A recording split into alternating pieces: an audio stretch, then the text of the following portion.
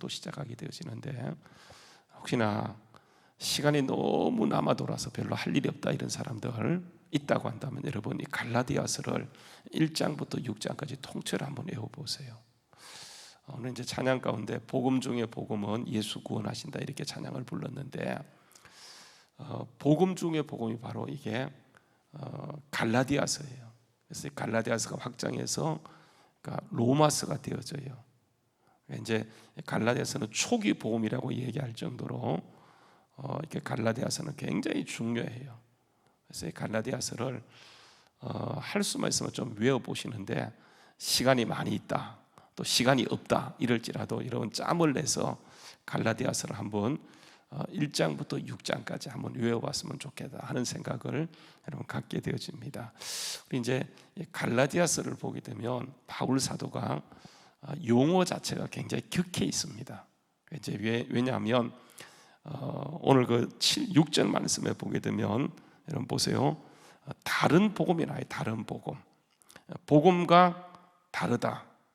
그러면 보세요. 복음과 다르다. 다른 복음이라고 하는 것은 복음과 다르다고 하는 것인데, 다른 복음은 복음이 맞습니까? 아닌 것입니까? 아니죠. 그죠? 그러니까 복음이 아닌 것을 다른 복음이라고 그래요. 그러니까 다르다고 해서 조금 다른 것이 아니고, 복음이라고 하는 것은 그 우유가 변질되면 1%만 변질되어도 우유를 못 먹어요. 그죠? 그런 것처럼 복음은 변질되면 이게 복음이 아닌 거예요. 그래서 초대교회가 특히 이제 바울 사도가 이 복음을 지키기 위해서 목숨을 겁니다. 근데 여러분 복음을 위협했던 요소가 뭘까요? 다른 복음으로 흘러가게 하는 것. 복음을 위협했던 요소가 이게 유대 율법주의예요. 율법주의. 그러니까 율법은 한마디로 이야기하면 우리가 행동으로 구원받는 거잖아요. 그래서 행위로 구원받는 게 바로 이게 이제 율법이에요. 참 공교롭게도 여러분 이게 우리가 제대로 믿지 못하게 되어지면 이게 참 그 사람은 넘어가기 참 쉬워요. 쏟기가 참 쉬운데, 하나님께서 이스라엘 민족을 구원하시고 그들과 계약을 맺으면서 그 시내 산에서 하나님이 그들에게 율법을 주세요. 이거 잘 지켜. 이거 잘 지키면 복 받는다. 그래서 여러분 우리가 보통 이제 율법을 다른 말로 얘기하면 이게 이제 복과 저주예요.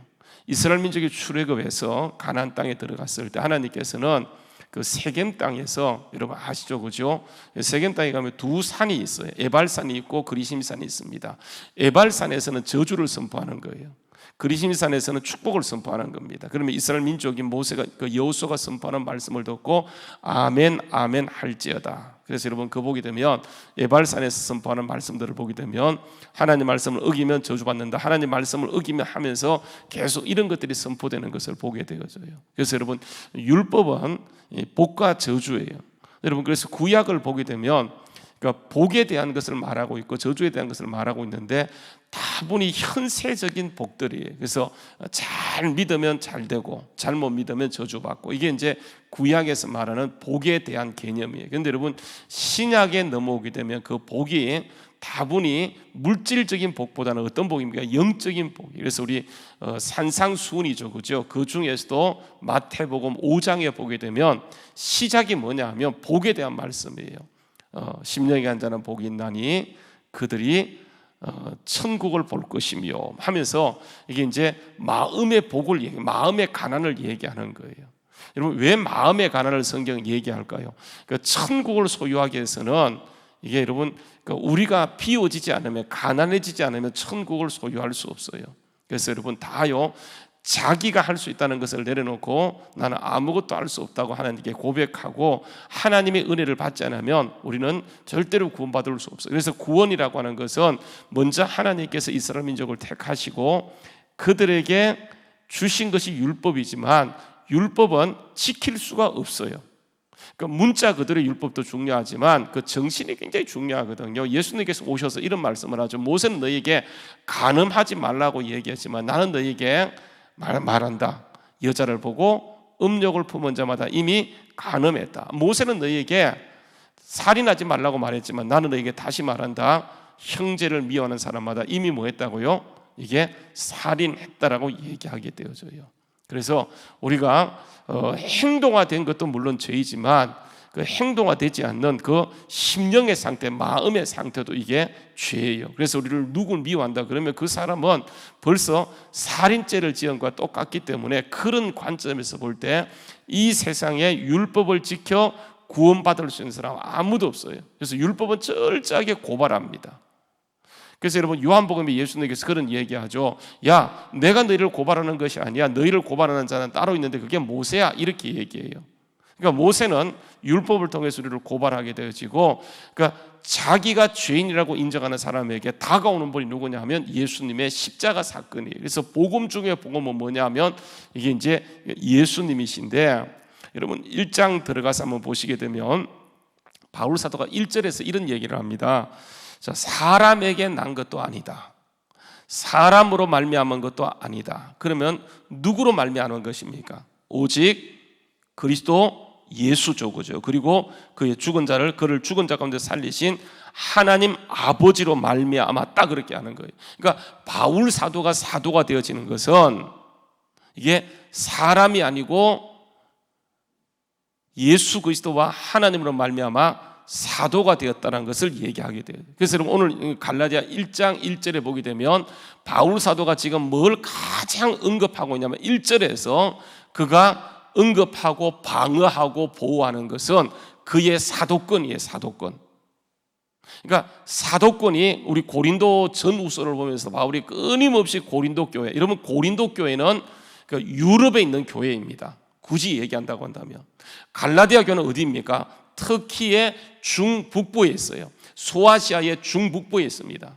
그러니까 여러분 이게 그 유럽에서도 바울 사도가 뭘 공격받았냐면 사도권을 공격받았고, 아시아에서도 사도권에 대한 공격을 받았어요. 이 말은 바울 사도가 끊임없이 사역하면서 계속 공격당했던 것이면 사도권이고, 사도권을 공격했던 사람은 누구냐면 유대 율법주의자들이에요. 유대 율법주의자들.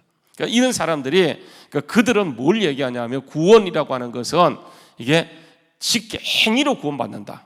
예수 믿는 것은 기본이고, 예수 믿고 율법을 지키고 모세의 할례를 받고 이게 의식과 예식을 다 지켜야지 구원받는다. 여러분 이게 유대 율법주의자들이 내세웠던 그런 구원관이에요. 그래서 그런 측면에서 볼 때 바울 사도는 사도가 아니고 이게 그의 복음은 진짜 유대 율법주의자 하는 게 뭐냐면 다른 복음이라고 얘기하게 돼요. 그래서 바울 사도는 끊임없이요 계속 싸우면서 보호하고 이렇게 변정했던 것이 뭐냐면 이 사도권인데, 이 사도권은 사람으로 말미암은 것도 아니고 사람에게 난 것도 아니고 오직 그리스도 예수와 그를 죽은 자 가운데 살리신 아버지 하나님 아버지로 말미암아 바울이 사도가 되었다고 하는데, 그럼 바울이요 언제 사도가 되어집니까? 여러분 그게 다메섹 사건이에요. 다메섹 도상에 가다가 밝은 빛과 함께 예수님을 만나게 되어지고 예수님이 그를 부르시게 되어져요. 여러분 이제 우리 아는 것처럼 사도 그러면 이게 이제 예수님의 12제자를 통칭하는 말이에요.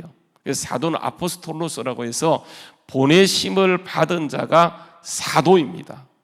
그러니까 불러서 보냄을 받은 자가 사도예요. 그래서 여러분 이 교회는요 뭐에 서냐면 사도적 근위에 서 있는 게 사도권에 서 있어요. 그래서 여러분 이게 목사라고 하는 것은 여러분 이게 우리 보통 교회 임직하거나 교회 이렇게 보게 되면 여러분 뭐 장로님이나 권사님, 안수 집사님을 항존직이라 그래요. 그리고 이게 이제 1년마다 임명되는 사람들을 서리 집사라고 얘기합니다. 이게 이제 재직이에요. 재직 그러면 이게 장로님, 안수 집사님, 권사님, 집사님을 재직이라 그러고 이걸 교회 직원이라 그래요. 교회 직원, 돈 받지 않는 직원을 뭐냐면 재직이라 그래요. 재직. 이게 이제 그거예요. 그런데 여러분 보세요. 그러니까 이렇게 이제 교회에서, 그래서 여러분 이게 장로님은, 안수 집사님은, 권사님은 어디에 소속이냐면 개교회 소속이에요. 그래서 이렇게 이제 피택 받고 이게 임직을 할 때 여러분 우리 주황교회 직분자예요. 주황교회. 떠나가면 그분은 무임이 되는 거예요. 무임이란 말은 임직 받지 못했단 말이에요. 임직자가 아니란 말이에요. 그런데 여러분 이게 우리 저 교회에서 이렇게 임직된 사람을 장로님이었던 사람을 어떻게 할 수가 없으니까 장로님 이렇게 불러주지만 실질적으로는요 이게 장로님이 아닌 거예요. 왜냐하면 이렇게 교회 직분이 필요해서 세웠는데 그 교회 임직자란 말이에요. 그 교회 장로님이란 말이에요. 그 교회에서 장로님이 이제 딴 교회에 가게 되면 장로님이 아닌 것이 되어져서 무임이라고 하는 거예요. 무임. 그래서 무임 장로님 하는 것은 이게 그냥 임직 딴 교회에서 받았긴 받았지만은, 그래서 여러분이 항상 우리 교회에서 이제 우리 개신개혁교회에서 가장 중요하게 여기는 게 뭐냐면, 그분이 옮겨갈 때는 피치 못해 옮겨갈 상황이 있잖아요. 그렇죠? 뭐 이사를 가거나 또 뭐 지방으로 갔을 때 옮겨가야 되잖아요. 그죠? 그때는 어떻게 하냐면 임명을 하는 거예요. 그 교회에서 임명. 내가 이제 이사 가는데 그쪽으로 옮겨야 되니까 목사님 또 이제 당에다 얘기해서 임명을 해달라고 그러면 임명을 해오게 되면 그게 거기에 있었던 것이 그대로 인정이 되어져요. 그래서 인정되어져서 보통 이제 여러분 이제 장로가 되는 그런 과정에서 보게 되면 무험 몇 년이냐면 7년이에요. 무험. 그러니까 교회에서 지켜보는 거죠. 이 사람을 7년 동안 지켜보는 거예요. 7년 동안 지켜보고 흠이 없다, 하자가 없다, 이 사람은 장로될 직분이, 장로될 자격이 주어지는 거예요. 그런데 이제 임직해서 임명을 해오게 되면 2년간만 지켜봅니다. 2년간 지켜보고 이 사람이 별일 없으면 그 사람은 다음에서 또다시 똑같은 조건으로 피택을 받게 되어져요. 여러분 이게 교회 임직이에요. 근데 여러분 보세요. 이렇게 교회는 이렇게 장로님, 안수입사님, 권사님, 이렇게 이제 성도님, 그래서 원입교인, 세례교인 뭐 이런 이렇게 구분이 있어요. 근데 여러분 이게 목사는 어떠냐면, 목사는요 이게 교회 소속이 아니고 어디 소속이냐면 노예 소속이에요. 노예 소속. 그래서 임직을 할 때 목사는 개교회에서 하지 않고 어디서 합니까? 이게 노예에서 해요. 노예. 시험은 총회가 치르고, 그리고 임직은 노예에서 이렇게 하게 되었죠. 이번에 이제 우리 교회에 노예를 열었어요. 그런데 마침 공교롭게도 그러니까 목사 임직하는 사람이 없었어요. 그래서 임직을 하지 못했었어요. 그래서 매 노예마다 이렇게 이제 신학교 졸업한 사람들이 목사기도 치르고 임직을 하게 되어지는데, 여러분 이게 왜 노예사냐면, 개교회사 지금 노예사는 이유가 뭐냐면 사도권이에요. 사도권. 그래서 이게 쭉 내려오는 거예요. 그러니까 예수님으로부터 내려온 것이 사도로부터 그러니까 속사도 이게 교부 내려가면서 여기까지 오게 된 거예요. 그래서 여러분 제가 안수 받은 것을, 저는 인천노에서 안수를 받았거든요. 쭉 올라가면 이게 예수님까지 올라간다. 그래서 여러분 이게 어떻게 되냐면 여러분 그렇게 되어지는 거예요. 그래서 여러분 이게 제일 중요한 게 뭐냐면 이게 뿌리가 굉장히 중요해요. 복음은요 뿌리가 너무너무 중요해요. 아무리 여러분 보세요. 이 사람이 정말 기가 막힌 은사를 받았다 할지라도 여러분 이게 뿌리가 잘못되어지면 그것은 잘못되어지는 거예요. 그래서 오늘 말씀에 보게 되면 바울 사도가 나를 부르신 것은, 나를 사도로 삼은 것은 사람이 아니야, 예수님이야, 이렇게 얘기하는 거예요. 그러면 바울 사도가 보세요. 예수님과 만난 적이 없거든요. 예수님과 전혀 만난 적이 없어요. 그런데 바울 사도가 언제 예수님이 그를 부르셨습니까? 여러분 그게 뭐냐면 바로 사도행전 9장에 나오는 다메섹 도중에 일어났던 사건이에요. 그러니까 원래 예수님이 12제자를 불렀는데 그 12제자 가운데 한 명이 타락하죠. 그게 누구냐면 가룟 유다예요.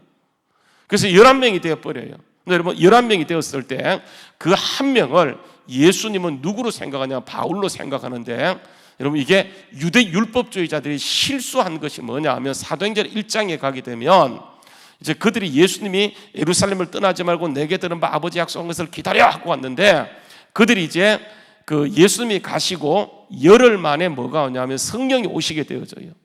그러니까 열흘 만에 그들이 오로지 전혀 기도하기에 힘쓰면 좋은데, 갑자기 사도행전 1장 끝 말미에 가서 보게 되면 베드로가요 기도하다가 120명 가운데 벌떡 일어나요. 하는 말이 뭐냐면 우리가 원래 12명이었다. 근데 한 명이 가룟 유다가 자기 길로 갔다. 그래서 우리가 12명 채워야 된다. 이렇게 해서 투표를 해요. 투표. 그래서 세운 사람이 누구냐면 그게 마띠아예요. 마띠아. 여러분 사도는요 투표해서 세우는 것이 아니에요.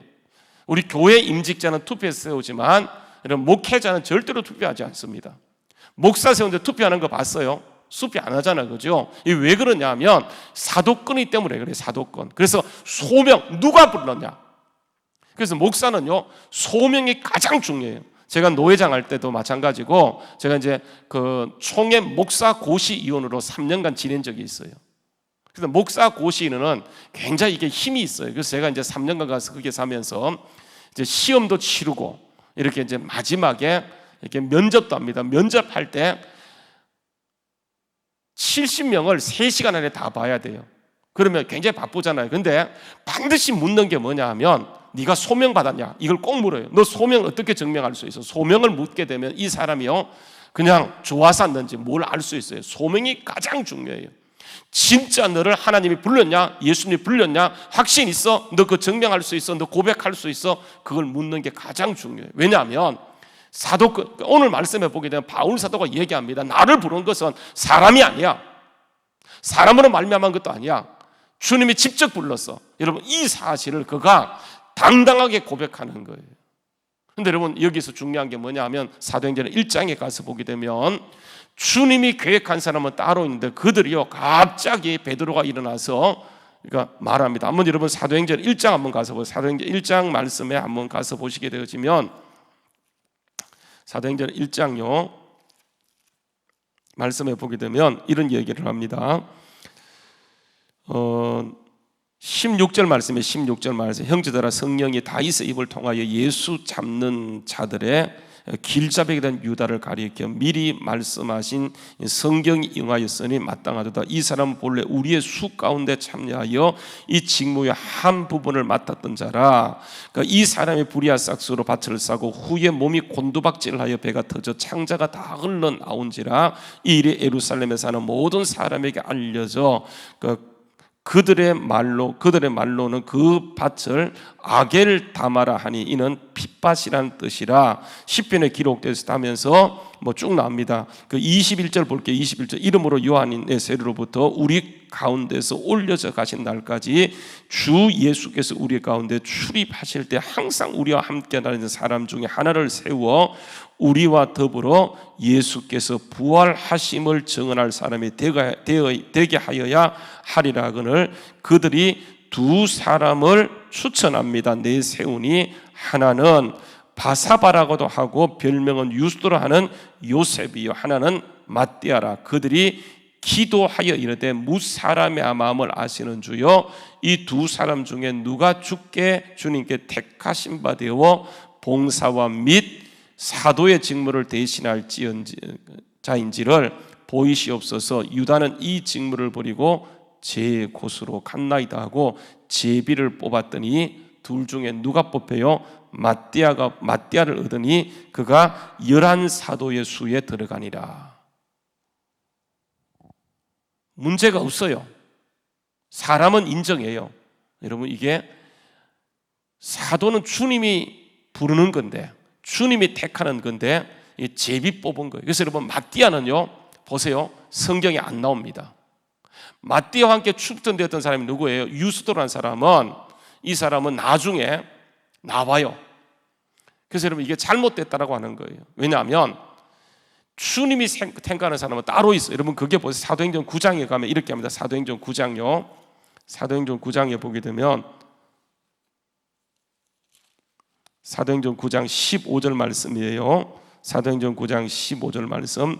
바울 사도가 사도행전 9장에서 다메섹 도상에 예수를 만나고 눈이 어두웠을 때에 예수님께서 친히 아나니아에게 나타나서 가서 안수하여 눈을 뜨게 하라고 했을 때 아나니아가 뭐라고 얘기하냐면 주여 내가 갈 수 없습니다. 13절 9장 13절 아나니아가 대답하되 주여 이 사람에 대하여 내가 여러 사람에게 더 싸운즉 그가 예루살렘에서 주의 성도에게 적지 않은 해를 끼쳤다 하더니 여기서도 주의 이름을 부르는 모든 사람을 결박할 권한을 대제사장들에게서 받았나이다 하거늘 주께서 이르시되 가라. 이 사람은 내 이름을 이방인과 임금들과 이스라엘 자손에게 전하여 내가 택한 나의 그릇이야. 내가 택했어. 이렇게 얘기하는 거예요. 그러니까 주님이 택한 사람은 따로 있는데 이들이요 성령도 받기 전에 아쉬운 게 뭐냐 하면 사도행전 2장에 성령 받고 나서 했다고 한다면 이렇게 하지 않았어요. 성령도 받기 전에 한 발 앞질러 가는 거예요. 여러분 이게 문제예요. 그래서 여러분 우리가 늘 기도할 때마다 우리의 뜻이 다 있어요. 우리의 생각이 다 있어요. 우리의 계획들이 있어요. 그보다 더 중요한 게 뭐냐면 주님의 계획이 있어요. 여러분 그래서 기도는 뭐냐 하면 주님의 뜻이 뭔 것을 묻고 그분의 뜻을 헤아리고 나가야 되는데, 우리는 주님의 뜻보다는 뭘 하기 쉬우냐 하면 우리의 뜻을 관철하기가 쉬워요. 그래서 여러분, 이게 바울 사도가 복음을 전하는 과정에서 가장 힘들었던 게 뭐냐면 여러분, 이 부분이에요. 이 부분. 사도권에 대한 문제, 사도권에 대한 문제. 유대 율법주의는 뭐라고 하냐? 우리가 뽑았어. 우리가 다 채웠어. 그래서 여러분, 그거와 계속 부딪히는. 그래서 바울 사도가 복음을 전하는 가운데 너무너무 힘든 거예요. 너무너무. 어떤 면에서 복음을 전하고 예수 믿게 하는, 믿지 않는 사람을 믿게 하는 것보다도 믿는 사람들. 여러분, 이게 바울의 사도권을 공격하는 사람은 안 믿는 사람이 아니에요. 믿는 사람이에요. 믿는 사람. 근데 그들은 믿으면서도 뭘 배경으로 하고 있냐면 유대를 배경으로 하고 율법을 배경으로 하고 있다 보니까 여러분, 믿으면서도 율법을 못 버려요. 주님께서 율법을 다 이루셨고 완성했는데 그걸 못 버려요. 그래서 계속 그들은 이걸 주장하는 거예요. 그래서 복음과 충돌을 일으키면서 그들이 이해하는 것은 다른 복음이에요. 다른 복음은 복음이 아닌 것이 되어져요. 여러분, 그래서 본문에 가서 보게 되면 복음을 정의합니다. 복음을요 뭐라고 얘기하냐면, 이게 4절 말씀이 중요한데요, 4절 말씀 보게 되면 이렇게 얘기합니다. 4절 말씀 보세요. 한번 같이 읽어봅시다. 자, 시작. 그리스도께서 하나님 곧 우리 아버지의 뜻을 따라 이 악한 세대에서 우리를 건지시려고 어떻게 했어요? 예수님이 우리 죄를 위해서 자신의 몸을 주신 거예요. 자, 보십시오.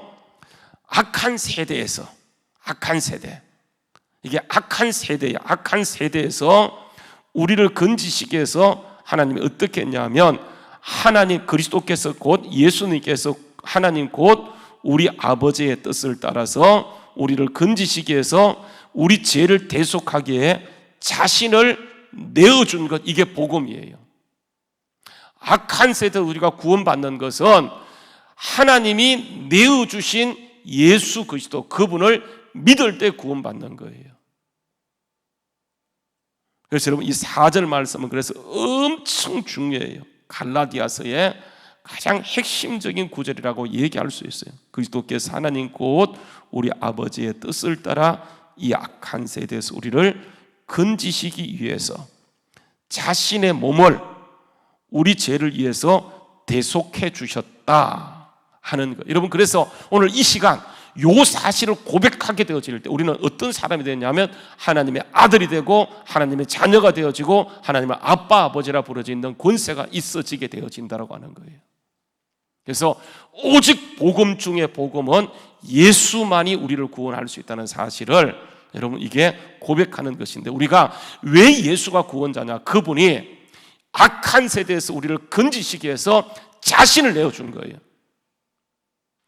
제사 드릴 때 보세요. 이게 내가 죄를 짓게 되면 내 죄가 용서받기 위해서 대속하는 것이 있어요. 대속하는 거. 이게 짐승이에요. 그래서 그 죄만 용서받게 되어져요. 그것도 표시예요. 완벽한 것은 뭐냐면 예수님이 오셔서 악한 세대로부터 우리를 건지시기 위해서 자신을 대속물로 내어주셔서 그 사실을 믿게 될 때 그 사람은 여러분, 옛날도 그렇고 예수 믿고 나서도 여전히 여러분 바뀐 게 없어요. 예수 믿었다고 해서 우리가 예수 믿지 않는 사람보다 더 거룩하게 삽니까? 아니잖아요. 그렇죠? 근데 명확하게 다른 것이 뭐냐면 우리에게 뭐가 있어요? 피가 있어요. 피. 그래서 우리는 보세요. 뭘 가지고 싸우냐면 피를 가지고 싸우는 거예요. 예수의 피밖에 없네. 나를 구원하실 분 뭐밖에 없다고요? 예수의, 한번 따라서 예수의 피밖에 없다. 그래서 여러분, 피의 복음이에요. 피의 복음. 구약 성경은 피로 뒤범벅되어 있어요. 신약 성경은요, 피로 완전히 뒤범벅되어 있어요. 여러분, 예수님께서 왜 십자가에 못 박힐 때 보세요. 그분이 겟세마네 동산에서 그분의 영성이라고 한다면 얼마든지 여러분 십자가에 올라갈 수 있어요.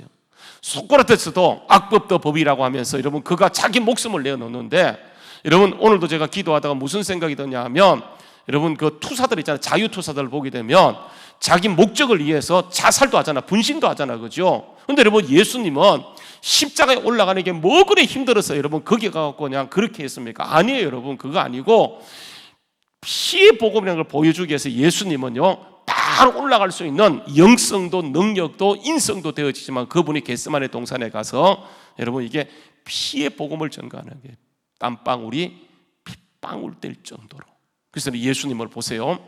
돌아가시고 나서 다른 사람은 다른 강도는 다리를 꺾었지만 예수님은 다리를 꺾지 않고 창으로 여기 찔렀을 때 뭐가 나왔어요? 물과 피가 나오게 돼. 뭘 얘기하냐면 피의 복음이에요. 피의 복음. 그래서 우리가 악한 세대에서 우리가 근심 받는 것은 그분이 우리를 위해서 대속물로 주셨는데 그 대속은요 완전히 피의 복음이에요. 오늘도 여러분 우리가 사단을 이길 수 있는 것은 피 때문에 그래요. 보혈 때문에 그래요. 그래서 우리가 보혈로 덮고 보혈을 뿌리게 될 때, 보혈에 적시게 될 때 우리 옛 성품은 죽어지게 되고 정말 성령이 거기서부터 역사하기 시작해요. 오늘도 여러분 이 피 묻은 복음, 그렇죠? 이 피의 복음을 우리가 전가하고 선포하고 나갈 때 악한 마귀는요 그 예수 이름 앞에 피의 복음 앞에 결국은 일곱 길로 도망감을 믿고 오늘도 여러분 예수의 피를 붙들고 복음 중에 복음은 오직 예수밖에 없어요. 할렐루야. 오늘 여러분 이 복음의 능력을 의지하고 나가는 모든 곳에서 예수의 피로 승리하는, 악한 세대에서 건진받고 승리하는 것은 여러분 오직 대속물로 주어진 예수밖에 없어요. 여러분 그게 진짜 복음이에요. 그거 말고는 다 가짜 복음, 복음 아닌 것이 되어짐을 기억하고 오늘도 오직 예수만 의지하고 믿음으로 달려갈 수 있는 우리 모두 될 수 있기를 주의 이름으로 축원합니다. 기도하겠습니다.